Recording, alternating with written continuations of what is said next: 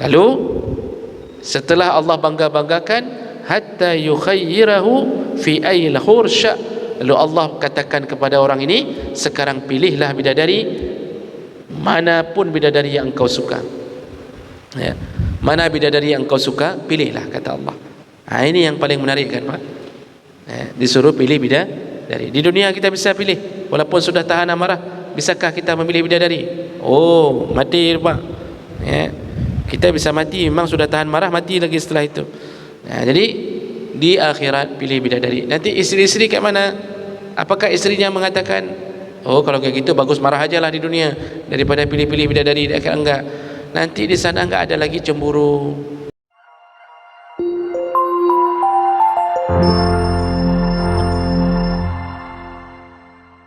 Apa janji-janji Allah kepada orang yang mampu mengendalikan amarah Pak? Yang pertama, dijanjikan surga. Allah sebutkan dalam surah Al-Imran, wasari'u ila maghfiratin min rabbikum wa jannatin 'arduha as-samawati wal ard u'iddat lil muttaqin. Kata Allah, bersegeralah engkau mendapatkan surga, mendapatkan pengampunan, dan bersegeralah untuk mencari surga yang telah Allah siapkan kepada orang yang bertakwa. Siapa mereka? Allazina yunfiquna fis sarra wad dharra wal kadhimin al ghaidha wal 'afina 'anil nas wallahu yuhibbul muhsinin. Di antara orang yang akan dirindukan oleh surga adalah orang yang suka berinfak, baik dalam susah dan senang. Waktu susah juga infak, waktu senang infak, waktu susah pun infak. Orang sedekah, ahli sedekah, itu salah satu yang paling cepat mendapatkan surga. Yang kedua, wal kadhimin al ghaidha, orang yang mampu menahan amarah. Jadi dipuji oleh Allah. Maka orang yang mampu menahan amarah itu surga lebih dekat dengan dia. Karena apapun dia hadapi dengan kepalanya yang dingin. Marah ada, tapi dia tahan-tahan. Al-kadhim itu menahan-nahan amarahnya. Ini dalam hati sudah membuncah kemarahan, kamu numpuk. Ini dalam kepala ni Pak. Kalau kita sedang marah sama isteri, pasti dalam kepala akan terbersit kalimat-kalimatnya, nyokut tumbuk tiga dah mati nangnya, kan begitu kan?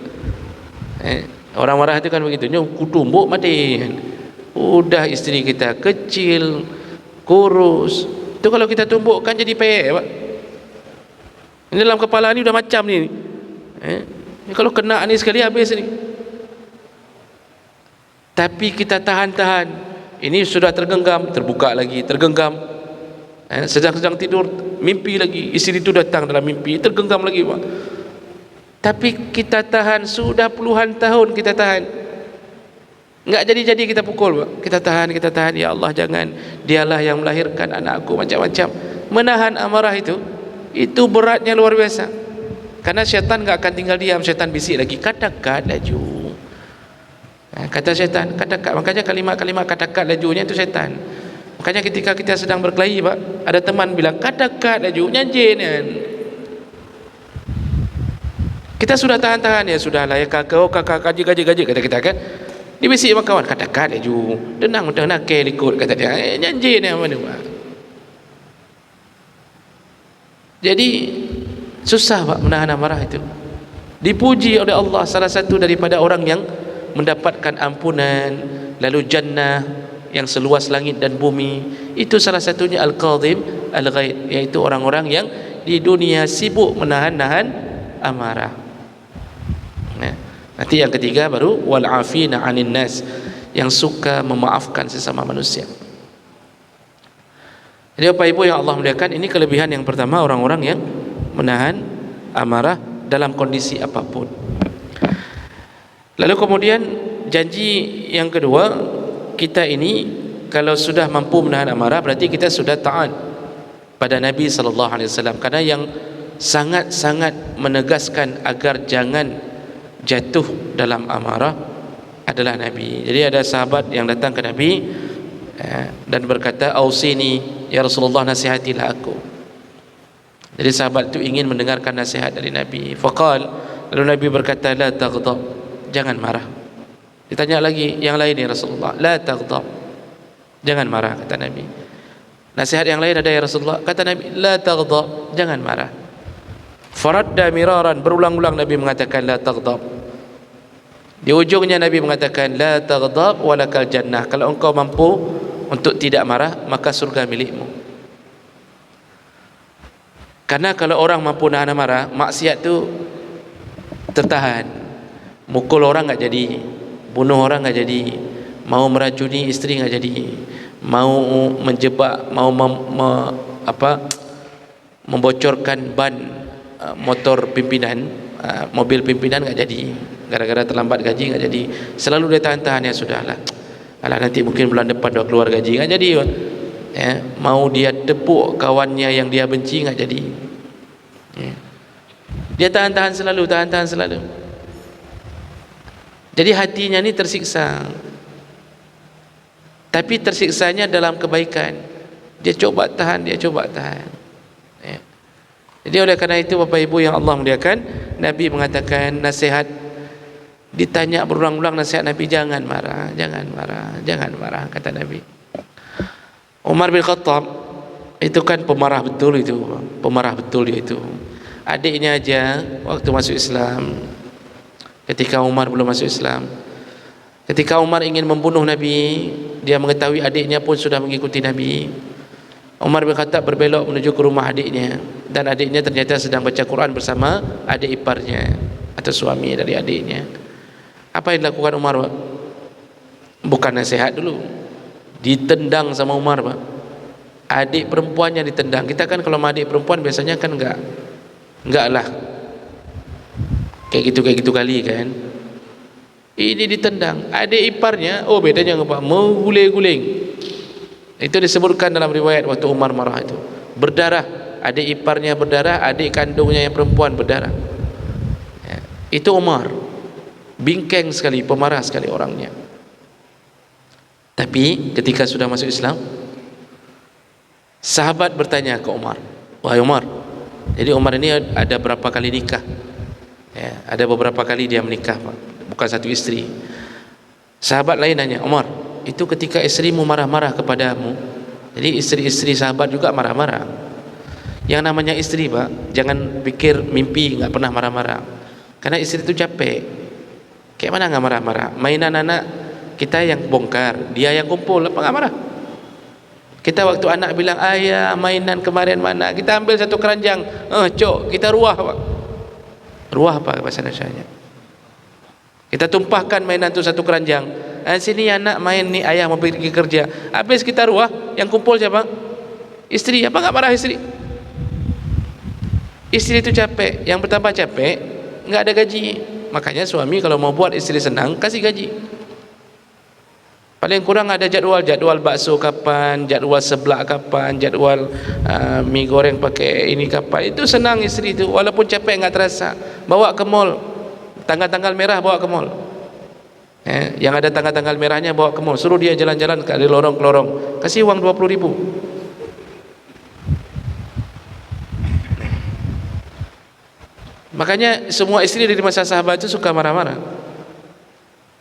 Apa dia tanya sahabat ke Umar, kenapa engkau tidak pernah membalas waktu istrimu mau mepep-pep, waktu istrimu merepet, kenapa engkau tidak pernah balas? Apa jawaban Umar?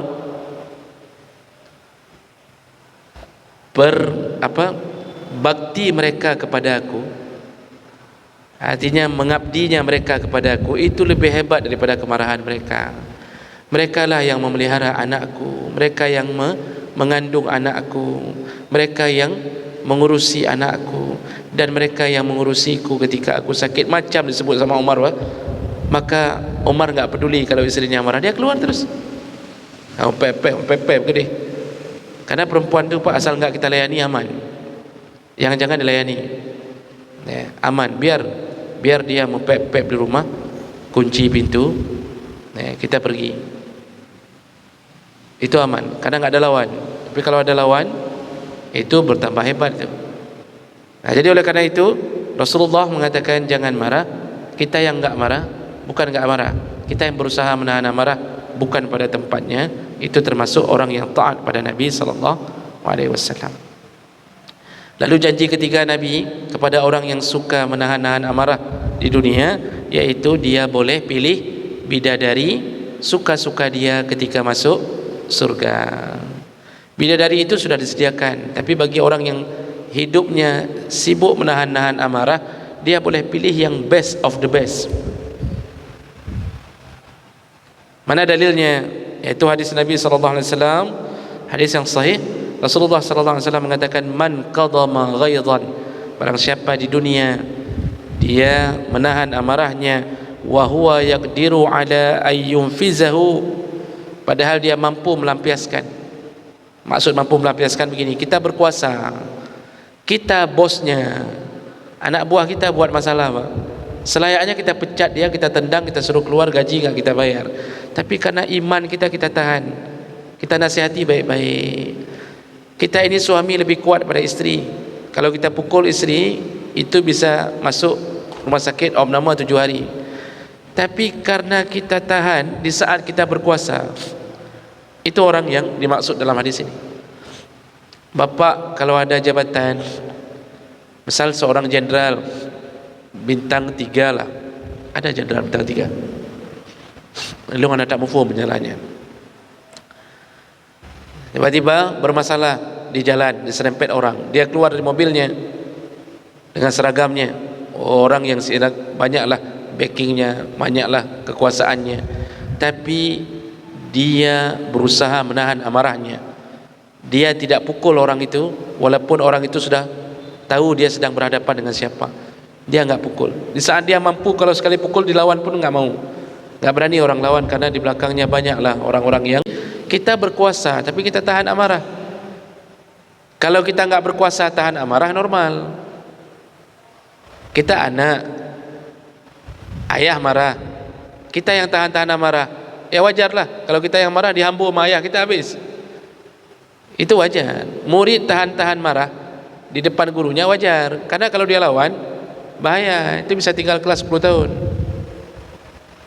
Mahasiswa kalau lawan dosen, itu mahasiswa itu bisa dapat nilai A tiap semester. Makanya kalau dia tahan marah, dosennya bilang ini, dia tahan marah, itu wajar, karena nggak ada kuasa. Sekarang yang berkuasa yang tahan marah, itu yang hebat. Kita mampu melampiaskan, tapi kita tahan, itu yang hebatnya. Apa kata Nabi? Da'ahu Allahu ala ru'usil khada'iq yaumal qiyamah. Nanti orang-orang ini yang di dunia berkuasa tapi dia tahan amarah, maka Allah akan pamerkan dia di hari kiamat di atas mimbar, diperkenalkan kepada semua makhluk. Jadi Allah bangga sekali. Kayak kita bangga anak kita bagi rapor bak ranking 1, begitulah Allah bangga kepada hamba yang menahan amarahnya. Jadi dipamerkan Allah ala ru'usil khada'iq. Allah bilang, ini. Jadi ada orang-orang yang dipamerkan Allah, seperti muazzin, itu dipamerkan Allah, lehernya dipanjangkan. Lalu Allah bilang, ini orang-orang yang dulu memanggil-manggil di rumahku di dunia. Termasuk salah satu yang dibangga-banggakan yang menahan-nahan amarah. Kenapa Allah bangga sekali Bapak Ibu? Karena sifat Allah yang maha pemurah, maha penerima taubat, dan itu menunjukkan Allah itu adalah zat yang selalu menahan amarah. Allah kalau enggak tahan marahnya, Pak, itu enggak ada lagi. Bumi ini sebentar-bentar lenyap, Pak. Harus buat makhluk baru lagi. Banyak sekali maksiat kan melawan Allah kan. Tapi Allah berikan dia masa yang panjang, taubat, diberikan sakit, diberikan ini, taubat lagi, diterima lagi, khianat lagi, taubat lagi, diterima lagi. Kalau Allah pemarah, mana ada? Bukan tsunami dikirim, Pak, maknya tsunami dikirim langsung. Tapi tidak begitu. Maka Allah bangga yang mengambil sifatnya sedikit di antara manusia, yaitu suka menahan amarah. Lalu setelah Allah bangga-banggakan, hatta yukhayyirahu fi ayil khursha, lalu Allah katakan kepada orang ini, sekarang pilihlah bidadari, manapun bidadari yang engkau suka, ya. Mana bidadari yang engkau suka, pilihlah, kata Allah. Ini yang paling menarik kan, Pak, ya, disuruh pilih bidadari. Di dunia kita bisa pilih, walaupun sudah tahan amarah, bisakah kita memilih bidadari? Oh, mati, Pak, ya. Kita bisa mati, memang sudah tahan marah, mati lagi setelah itu. Nah, jadi di akhirat pilih bidadari. Nanti istri-istri kat mana? Apakah isterinya mengatakan, oh kalau kayak gitu bagus marah aja lah di dunia daripada pilih-pilih bidadari di akhirat? Enggak. Nanti di sana enggak ada lagi cemburu. Allah cabut rasa cemburu. Karena surga enggak boleh ada sesuatu yang menyakitkan perasaan. Cemburu itu menyakitkan perasaan. Orang cemburu gelisah, yang dituduh cemburu pun merasa tidak nyaman. Surga enggak boleh ada itu. Surga itu sempurna bahagia. Kita di dunia kan bahagia, tapi begitu ada sifat cemburu susah kan. Istri kita kasih belanja 12 juta sebulan Pak, tapi begitu lihat kita juga ada transferan uang ke yang lain, cemburu dia. Cemburunya menghilangkan bahagia dia. Enggak bisa tidur, makan tidak enak. Kenapa? Terpikir suaminya di mana nih? Pasti di rumah istri itu. Gara-gara itulah enggak nyaman hidup. Makanya ibu-ibu jangan cemburu, biar aja dia pergi. Yang penting gaji dia kasih ke kita, uang belanja 12 juta, jarang-jarang tu dapat 12 juta. Itu udah aman. Di surga enggak ada lagi. Jadi jangan pikir bidadari-bidadari banyak untuk kita. Lalu ada yang marah, istri di dunia marah. Enggak lagi. Istri dunia enggak peduli lagi dengan kita, Pak. Karena uang belanja enggak perlu lagi. Surga sudah sempurna. Rumah dari emas dan perak. Apalagi cemburu-cemburu. Di sini yang kita, istri pertama dapat becak, istri kedua NMAX, apa enggak cemburu? Itu makanya. Jadi Bapak Ibu yang Allah muliakan, inilah hebatnya orang yang menahan amarah. Maka ini harus belajar. Jadi jangan Bapak pikir begini, Ustaz habis ngomong enggak ada amarahnya. Oh, Ustaz paling hebat amarahnya, Pak. Cuma dengan kita tahu sikit-sikit, berubah kita. Yang dulu tiaat bengeh, sebentar-bentar marah. Setelah tahu, kita tahan sampai terbiasa menahan amarah.